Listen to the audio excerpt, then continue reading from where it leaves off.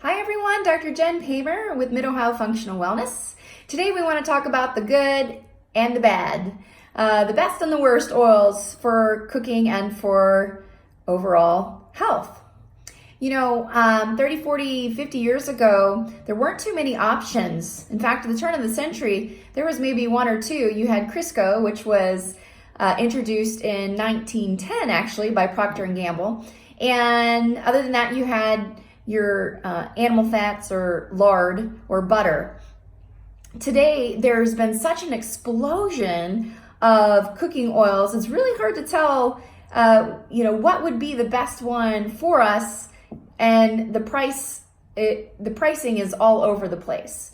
And I'm going to tell you though, you really get what you pay for. The cheaper the oil generally means the less nutrient ability that it has, and also the worst for you.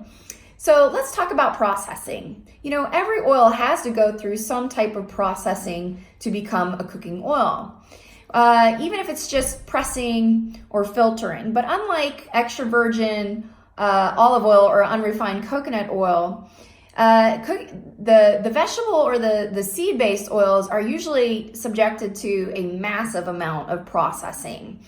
And in fact, unless it's labeled with virgin, cold, or expeller pressed, generally they use a compound called N-hexane, which is a nerve system toxin that is derived from petroleum.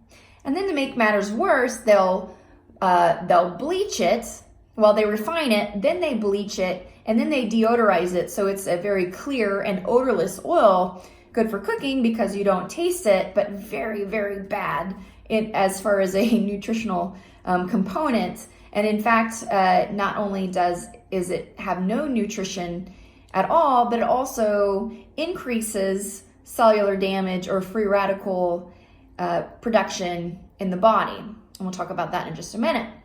So, fortunately though, we have an availability of amazing oils at our hands and the grocery aisles. The best being extra virgin olive oil is tried and true.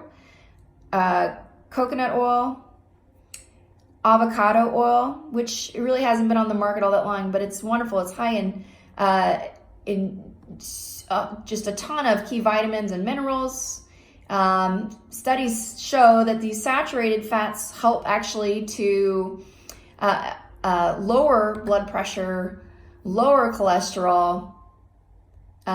Things like butter and ghee are high in fat-soluble antioxidants, high in vitamin K, conjugated linoleic acid, and medium-chain triglycerides, all these things that are just super good and nutritious for your body, things that your body needs. Vegetable oils, on the other hand, are high in omega-6s. And we all need some omega-6 to a certain extent, but the majority of us are getting way, way, way too many.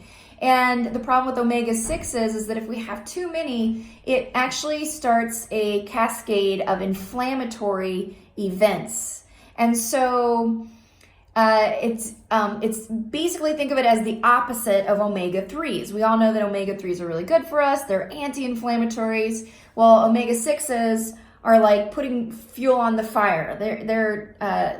You really don't want to consume a lot of them. So really the top 3 oils that you want to avoid are going to be your soybean oil, corn oil, and canola. So if you have those, you just go ahead, grab them out of your cabinet and throw them in the trash, or find something that's squeaky and lube them up with it. Other than that, they're really no good for you. It's also really a smart idea even just to avoid grapeseed, avoid safflower, avoid sunflower, basically your seed oils too, because they're extremely high in those omega-6s, and they are actually prone to oxidation, which increases that free radical production, which means it creates cell damage in you. So hope that helps. If you need anything, please come find us at Mid-Ohio Functional Wellness. Talk soon.